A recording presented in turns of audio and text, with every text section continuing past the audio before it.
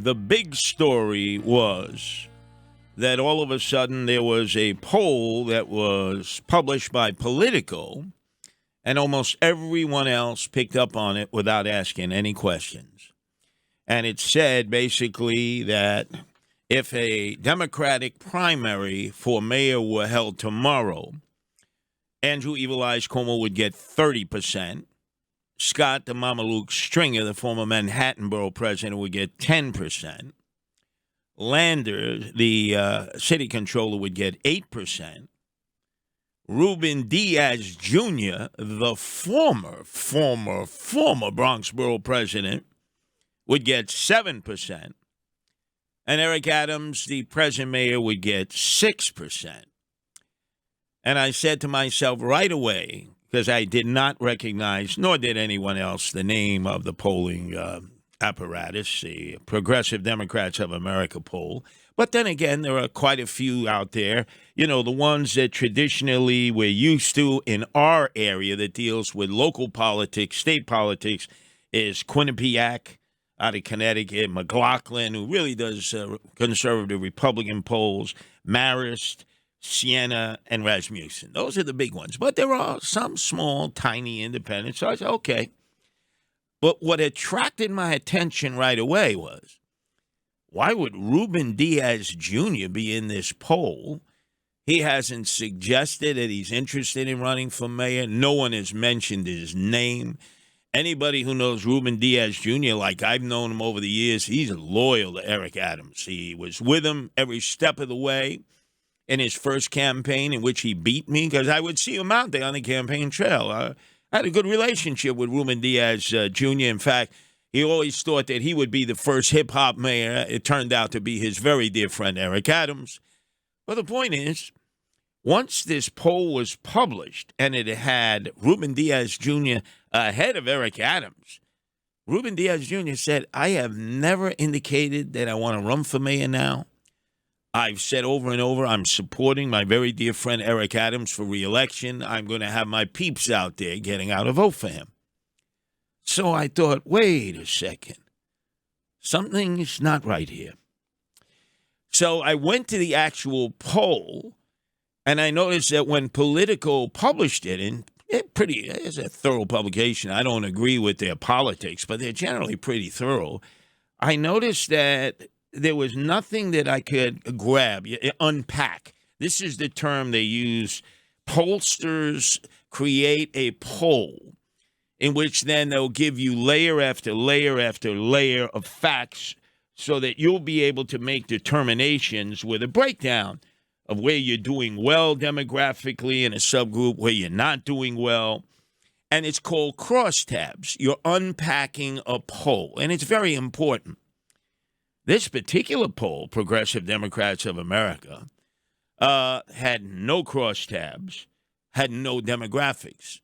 It just gave you the results, which should normally disqualify a poll. I mean, I don't know why Politico would pick up on it. It's a pretty good news operation. Again, I know the people there. They're pretty thorough. I don't agree with their politics, but how the hell did they publish this and let it go viral? And then everyone else down the line picked up on it. But I want to give credit where credit is due.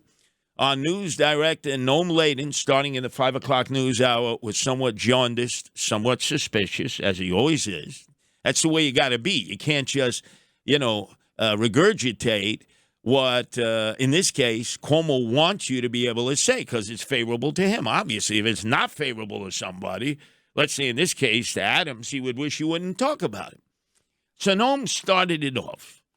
And then all of a sudden you had Sid Rosenberg, who was quoting the findings of this Progressive Democrats of America poll that nobody had ever heard about, that we later on learned had never, ever, ever, ever, ever done polls. Never.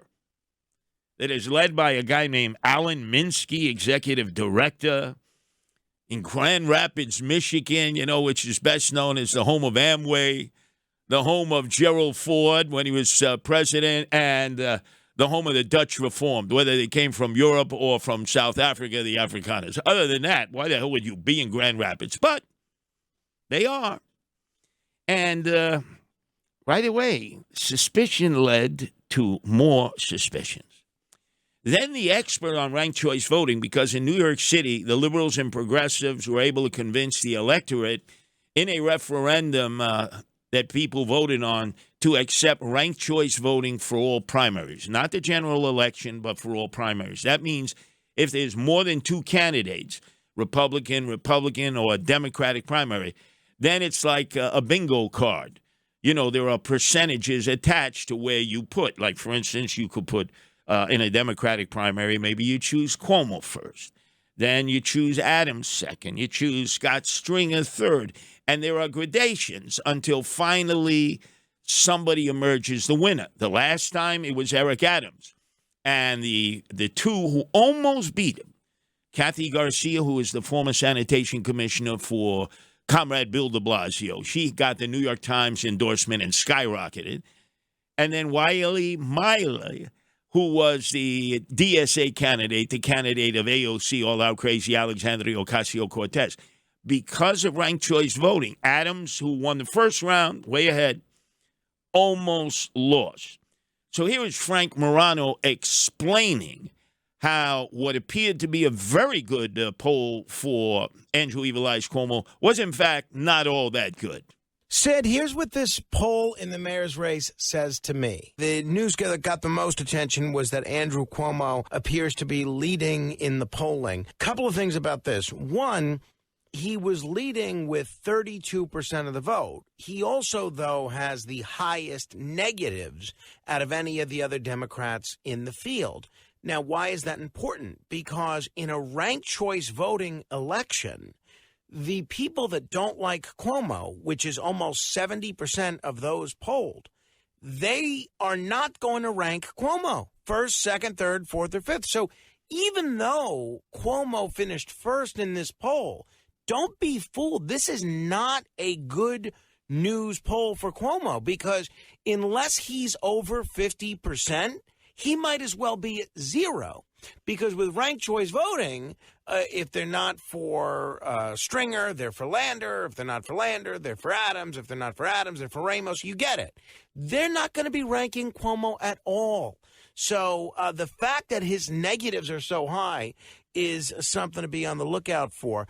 Brilliant. And there's no better expert on ranked choice voting than Frank Morano. He supported it. He promoted it. He encouraged people to vote for it. And they did here in New York City. And that's why it's part of the primary process. So that was very, very astute of Frank. And Sid was like, wow, I don't even know what ranked choice voting is. Most people don't know what it is. And quite frankly, they'd rather not have it. But they voted for it. So those are the rules of engagement.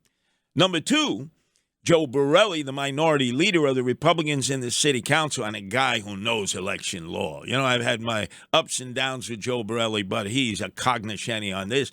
He texted Sid right before I came on, and Sid reported what Joe Borelli had to say by text. Joe Borelli checked in this morning. Staten Island guy Joe Borelli, he said, like Frank says, and Curtis will tell you coming up shortly, got to take that poll with a grain of salt. No real effective way to poll ranked choice.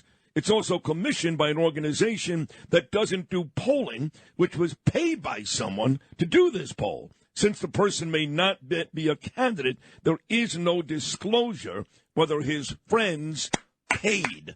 That's from Joe Borelli. And again, Joe Borelli went on in the text to say, true, because Andrew Cuomo is not officially a candidate for mayor yet. He could have had friends of Cuomo, his personal friends who are well-heeled, throw in like $10,000 apiece. They could have paid for the poll that would be very favorable for Cuomo because it was a fait accompli to the Progressive Democrats of America poll, and it would never have to be revealed who funded the poll because he's not officially a candidate. So this organization, Progressive Democrats of America, that is getting all the attention, we figured this morning Noam Laden would start contacting them and he'd have somebody speak on their behalf. Normally they have a press flack or the CEO. He tried all morning long. Nobody would get back to him. A phone number that is not attached to an answering machine. It's like could be a phone number to a calling center in Manila in the Philippines. An email address that looks like a generic email address. Nobody got back from Progressive Democrats of America. So he did a deep dive and he checked all the tweets of our fellow colleagues who just went with the poll without checking. And he saw that apparently Progressive Democrats of America, who never do polls, had subcontracted it out to a group called Heart Research that does. So again, Noam Laden again tried reaching out to Heart Research. I thought maybe it was named in honor of Gary Hart, the U.S. Senator of Colorado, who failed in 1987 in his presidential run because he got hooked up. Remember Justin Ellick with Donna Rice, the Guess Jeans girl, on the boat, the monkey business? And in his case, in 87, his wife would not stand by his side and he crashed and burned. Then in 92, Bill Clinton was in hot water because of Jennifer Flowers, and Hillary did stand by her man in that Super Bowl halftime interview and saved his candidacy, and without which he could never have become the president. Wow, what a difference when your wife stands by you and when she says, sorry, you did this, you didn't keep your rocket in your pocket, you're on your own. So now we have tried to reach out to Heart Research, and nobody is getting back to us because we would say to Heart Research what we said originally is, okay, let's see your crosstabs. Let's see the demographic subgroups. Let's see what your base, how many voters did you actually appeal to? Was it 1,000? Was it 500? Just the basics. We can't seem to get anywhere. So I am not going to go out on a limb. I'm going to tell you straight up. I listened to Melissa, I was going to call her Melissa Cuomo. What might as well be. She's hanging the drapes in Gracie Mansion as we speak. Is that Freudian or what, Justin Elling, that I call her Melissa Cuomo? She might as well be Melissa DeRosa, his henchwoman. And there's a long line of henchwomen in politics. Ingrid Lewis-Martin, who just got indicted for corruption for Eric Adams as mayor. She'd be the screamer. She would scream at you to protect Eric. Melissa DeRosa scream at you to protect Andrew Evil Eyes Cuomo. But they're shopping this poll around now. Cuomo, who knows all the whales, all the players, is calling up people and he's saying, did you see the poll today? And the big whales, the Fortune 500 company CEOs, the realtors, the investors, the developers, the ones who can make big donations. Because Cuomo cannot use the $8 million now that he has in a state fund to run for state office. He can't use that now. He starts with nothing. But he can get them to put a pack together with him based on this poll, and he's probably saying the following. Guy, Fred, you better get on board now because the USS Cuomo's going to be pulling out of port real soon. And you're either with us or I got to assume you're against us, quote, you're with Adams. So now is the time to pony up your money because I'm going to be mayor. And Melissa DeRosa is already hanging the curtains at Gracie Mansion. So we are going to continue the deep dive. Up next, Anthony Weiner, who should know about this group, since one time he was a progressive, although now they consider him a moderate Democrat, and how people can get bamboozled. Not just average people who say, oh, my God, Eric Adams has no choice. He's going to get killed by Cuomo in a Democratic primary. But how it would influence the flow of money.